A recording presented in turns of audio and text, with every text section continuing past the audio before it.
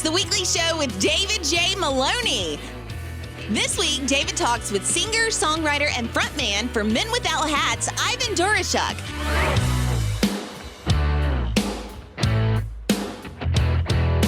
And now, here's your host, David J. Maloney. Welcome to everyone at home, and I would normally say our studio audience, to the weekly show. I'm your host, David J. Maloney. I say normally because we usually shoot the show before a small studio audience at the Hard Rock Hotel and Casino, but we are still shooting from home due to coronavirus concerns. We do hope to gain clearance to get back to our live-to-tape shows real soon. So, let's see. Mick Jagger just dropped a new single promoting COVID vaccines. It's a sequel to a song he released during the Spanish flu pandemic of 1918. Meanwhile, Keith Richards refuses to be vaccinated. He doesn't believe in using drugs for non-recreational purposes. Speaking of vaccines, 24 hours after my second Pfizer vaccine, I had virtually no symptoms. I was a little stiff. Then I realized, Pfizer makes Viagra. Oh, and Elon Musk recently implanted a Neuralink in a monkey's brain. And now the monkey can play the video game Pong with his mind. Elon says he's thrilled. And Mickey Dolenz says he can't wait to try Pac-Man. A new study found the average person in Britain has indirectly slept with almost 3 million people. The study also reports the average is only half that if you exclude Russell Brand. According to Globe magazine, Cher's friends fear she may need a heart transplant. She's 74, and her heart is one of her last remaining original parts. Lastly, a Virginia man found a lottery ticket worth $100,000 in his glove compartment. Experts say the odds of finding a winning lotto ticket in a glove compartment are actually greater than the odds of finding gloves. On this week's show, we've got one of the founding members of the fantastic 80s band Men Without Hats. He's created legendary songs that have stood the test of time and has continued making music with some of the biggest icons in the industry.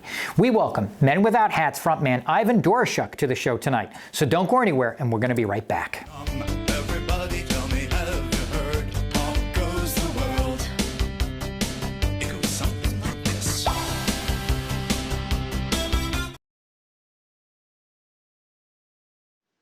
Our featured guest tonight is a founder of one of the most memorable and eclectic bands from the 80s. You'll remember hit songs, The Safety Dance, Pop Goes the World, and the fantastic music videos that launched this band into worldwide stardom.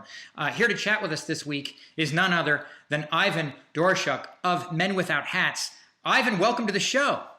Thanks. Nice to be here. Ivan, you come from an extremely smart family, having both parents in academia. What was your home life growing up? I mean, were you guys sitting around discussing or dissecting music with your mom and dad, or talking politics and ideas? What was that lifestyle like? It was a bunch of all that. My mother was a voice teacher at McGill University. She taught there for 25 years. My father was a physical education teacher, so it was basically sports and music, and then life thrown in. Now, I believe I read somewhere that he was an accordion player.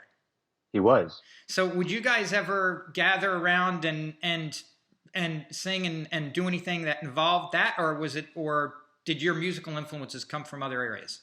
Oh, any chance he got, he would break out the accordion, and we'd have a sing along. And my mother my mother was a classical musician, so she had the classical side going. We took piano lessons and things like that. So what kind of music were you guys introduced to growing up then? Well, besides classical music, we grew up in the 70s, so we saw the birth of a lot of musical genres. And, when I was born, Elvis Presley was on the radio, so I got to see the birth of the Beatles. I got to see the birth of heavy metal, punk rock, disco. It was great. We had a lot of musical influences. So what was it like moving to Montreal? Was it an easy transition for you all? Well, it meant that we grew up in French. That was one of the trade-offs. Did all my brothers and I did all our schooling in French, and I even went to France and did my first year of university at the Université de Nice. Did my first year of law there. So you said your first year of law? Yeah. That's ironic because I don't know if your people told you, but I'm actually a lawyer. Oh wow, cool. So that's kind of ironic. So as you look back on you and your brother's formative years at home, what kind of memories stick out to you the most then?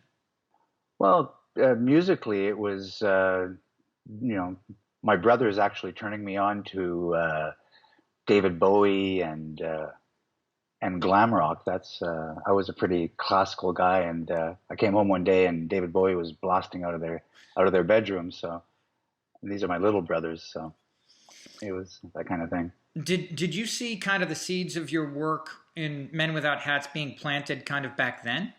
Oh yeah, like I say, we took piano lessons, and we had pickup bands. My brothers had a group that did Eagles and Neil Young and America covers and stuff like that, and we were always jamming, and it's when I've always said that like the sort of the new wave movement was a combination, for me anyway, was a combination of the progressive music like Genesis and Pink Floyd that I grew up on, and it was a mixture of that and disco. And for me, new wave music was progressive music with a backbeat, with a danceable beat. It was synthesizer music with a bass drum, and yeah. Who was the first of your brothers to take music really seriously, like thinking, okay, this is something we can move forward with, almost as a profession? It was me. It was I was before Men Without Hats. I was in a band called Heaven 17, which wasn't the Heaven 17 that everybody knows. It was a Canadian version of Heaven 17, and we were opening up for XTC. We got a gig opening up for XTC in front of about 1,000 people at a big hall in Montreal. And I remember thinking to myself when I was in the middle of our set, looking out at the crowd and thinking, I could do this. This is something that I think I could enjoy doing. And then I guess, did Wave 21 follow that? No, Wave 21 was before that. Wave 21 was a group that I had in school. It was a group that my brothers and I had a group which was actually just original music with poetry read on top of it. And so it was pretty spacey for back then too. So what was the music scene in Montreal like back then? The music scene in Montreal was pretty cool. Besides having a big sort of disco movement, it was called, we used to call Montreal the Little Apple because there was a direct connection with New York as far as the dance club music was concerned. But the really sort of novel aspect about Montreal was the fact that it was a French city, and all the record company head offices were in Toronto, where they spoke English. Mm-hmm. So the bands in Montreal knew that when they did a show, there wasn't going to be any kind of record executive in the back of the room with a contract ready to sign them up, which gave them a lot more freedom to express themselves. They didn't have to conform to any idea of what they thought a record executive wanted to see. They didn't have to be the next Blondie or the next whatever was popular at that time to get they just did what they wanted to do. So there was a lot more innovation. There was a lot more freedom of expression, a lot more experimentation in the music scene. Plus, Montreal was a bit like New York. It's a place where everybody had, goes there to experience the music. And like I moved to New York at one point, and I spent quite a few years living in New York because that's where it was happening.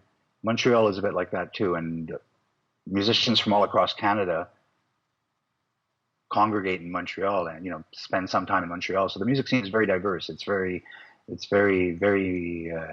very diverse. Was there a bit of maybe a more punk movement kind of also? Because that was around that same time too, no?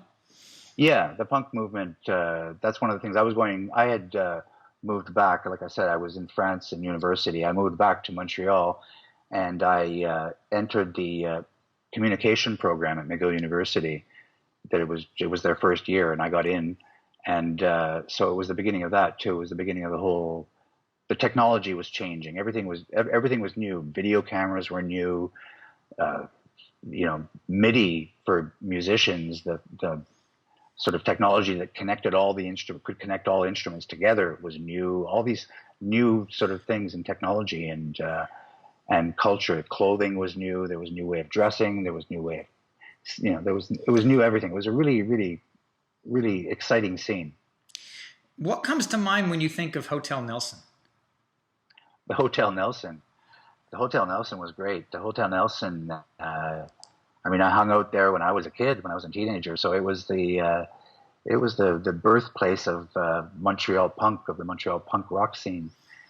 And one notable experience that I had there is I had told my parents. My parents always wanted to come and see us perform, and I had told my parents that we had a show at Hotel Nelson, but not to come because it was punk rock. It was a punk rock club, and there was this new kind of music, and it could get out of hand, and there was, the unsavory characters kind of gravitated towards that kind of music. And so they said, okay, we won't come. And so I remember being on stage here again in the middle of my set in front of the crowd, and I looked at towards the back of the room, and at the exit in the back corner, two little heads were popped in the door. It was my parents had come anyways, and they were watching us from the back exit of this punk club. And so that's it. They were fans from the beginning. Does that change how you go about things at all? In other words, when your parents are there and you're in a punk club, do you ramp it up? Do you tone it down? Do you change it all, or just the show must go on? Oh, the show must go on. That's one thing. My parents were pretty accepting of everything we did, so we didn't have to change our attitude if they were around. That was one of the cool things about them. So, Ivan, we've got to go to a quick commercial break, but then I want to come back and I want to talk to you about Pop Goes the World. I want to talk to you about the safety dance and some of the things you got going on right now. Can you stick around after the break? Of course. Awesome. And we are back with Ivan Doroschuk of Men Without Hats. So, many people think of you guys as kind of one of the new wave bands. I always kind of thought of it myself personally as a little more synth pop. But how did you guys think of yourself back then? We thought of ourselves as punk rock with a hit single. That's kind of how we viewed it. And back then it was always punk new wave. You went to a record store and there was one bin that was punk new wave, and it was all the records that didn't fit into the classic rock. And that's how the stage, the shows were like that, and the clubs too. It was all the punk bands were playing with the new wave bands, and everybody kind of had the same attitude. We kind of dressed differently, stuff like that, but and sounded differently, obviously. But the sort of the attitude was very similar. You were talking a little about who some of your musical influences. Were there any one or two that you really kind of would always that had influences that you'd make you periodically kind of reach into your back pocket for as kind of a go-to inspiration? Or was it truly a unique, just organic thing from within when you guys were making music? Well, no, we were fans. I mean, we got into this business because we started off being fans, collecting records and going to rock shows and doing that type of stuff. Brian Ferry was kind of my vocal mentor, and even someone like Lena Lovitch, who was not too well known, but her vocal sort of stylings I kind of imitated at the beginning. Even like I've often said, like the spelling of the safety dance, the spelling of the words and stuff like that, I was channeling Grandmaster Flash. That's who I was thinking of when I was doing it. I was trying to do kind of a rap thing back then. That was my white boy interpretation of it. So let's talk about the road to getting signed.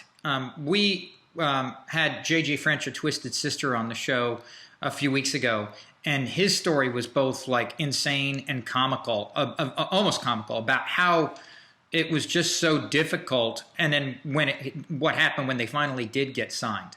What was that road like for you guys? We were in studio making our second record when the first one broke. Is basically what happened. We got yanked out of studio and put on into a tour bus, and we toured the world for 2 years promoting the first record. But while we were making our second record, before the first record had broke, we were stoked. We were like, our records had sold. We'd sold records. We had made enough money to make a second one. We were in studio making a second record. It was awesome. We'd made it. So that for us was, it was enough, and so that when it did hit, it was just another world. We weren't quite ready for it, I guess. So let's talk about your mega hit, The Safety Dance. Is it true it kind of came about from you being tossed from a club for pogo dancing? Yeah, that's how I came to write the song. It was back in the days. It was the dying days of disco, and every now and then the DJ would throw on Blondie's Heart of Glass or Rock Lobster by the B-52s, and we would jump up and start pogoing, and nobody had quite seen any. Nobody knew what pogoing was all about, so we invariably have the bouncers come and tell us to either stop or get out. And so that was it. After having that happen a few times, I went home and wrote the song.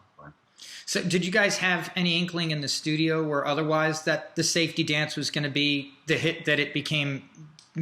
Not at all, because we released it in Canada when the first single we put out in Canada was a song called I Got the Message, and Safety Dance was the second single, and I think neither one of them broke the top 10 in Canada. I think that Safety Dance went number 12 in Canada, but there again, like I said before, we were stoked. We had made the top 40, so we were on charts. People knew who we were. We were playing on the radio. It was awesome. It was great. But we had a song. The song was I Got the Message, and we thought that was the sure single. So, but it wasn't even considered when we got the American deal. That song wasn't even considered. So. What's funny is I own part of you're in Canada, but I own part of a local minor league hockey team, and it seems like almost every game, at some point, during a break in play, or The Safety Dance comes on still today, here decades later, and it still resonates with people. It still makes people, it still livens people up even to this day. Yeah, no, I've been blessed. I've been doubly blessed with Pop Goes the World as well, and it's basically why I'm still out there touring today. The song's still being played, and Glee, for example, gave us a whole new generation of fans. That sort of really that and all the shows like Family Guy and Futurama, The Simpsons, all these things that are in popular culture really are still. That's why we're still out here. Well, I think it's partially because the songs do have a bit of an iconic nature to them. And you mentioned Pop Goes the World. Tell us a little bit about that. I mean, I can't listen to it without smiling. What's the story behind that song? Well, the story that song came about in a period where I was going through a lot of personal changes, and the world was going through a lot of changes too. It was the green movement was starting, the women's movement was getting a lot stronger. There was a lot of things were changing in the world, and that was my ecology record. It was the message was we have to be nice to Mother Earth or she's going to blow up. When you look back on your career, is there a specific memory that kind of sticks out to you, or one that you kind of go back to often? Like for now, it's mostly the smile I bring still bringing on people's faces. I feel like sometimes I feel the song, especially Safety Dance, is a lot larger than I am, a lot bigger than I am, and I feel like a museum curator going around and presenting an artifact to people. But I'm blessed that it's still giving a lot dust of joy. it off. That's it. But I brings me great joy to perform it. People ask me that a lot too. How do you feel like singing that same song after all these years? And I love it. I love performing it. I love performing, basically. So that's why we're still on the road as well. So, Ivan, let's talk about what you guys are up to these days. If I'm not mistaken, you've kind of fulfilled quite a bit of your bucket list with some of the artists you've been playing with for the past 10 years. I know Howard Jones was one of them because I actually saw you guys with Howard Jones in Biloxi a few years ago. Wow, cool. At the IP. And that's kind of the reasons why I ask. Have you been able to have you been playing with a lot of people that you've really, really kind of admired and wanted to play with for a while? Absolutely. One of the first tours I did when we put this back together just over 10 years ago now is that we did a tour with the B-52s and Human League, which were two of the bands that were the reason I'm doing this, you know. Bands I listened to and turned me on to new wave bands. B-52s were the reasons I got kicked out of the club and wrote the Safety Dance. So to be able to tour with them was just amazing, and just all the way down the line. Everybody's been great too. All the people that I've been touring with are just so, everybody's just happy. Just there's no pressure anymore. We're not competing against each other. Our job is done, and we're just trying to make people happy now. So, do you have any projects on the way that our viewers should keep an eye out for? We have a new record coming out. It's called Men Without Hats Again, parts 1 and 2, and its first single should drop this summer. You know what? One of the things I wanted to ask you earlier, but we started talking about something else, was the name Men Without Hats. A lot of people wonder about that, and I had heard that it came about, and I just want to see if that's true. Did it come about from the fact that you and your brothers just up in the cold in Canada just didn't want to wear hats for fashionable purposes? Yeah, real men don't wear toques, they say. So, where should our audience go to follow you and what's going on with the band? They can go to our Facebook page. There's a Man Without Hats and an Ivan Facebook page. There's an Instagram page, and there's safetydance.com. I really appreciate you being on, Ivan. Ladies and gentlemen, Ivan Doroschuk from Men Without Hats. Nice talking to you. That is our show for tonight. Thank you so much for watching. A special thanks to Ivan Doroschuk from Men Without Hats for joining us. Taking us home through the credits tonight is Men Without Hats with their newest video of their hit song, Pop Goes the World. Ladies and gentlemen, boys and girls, pop goes the world by Men Without Hats.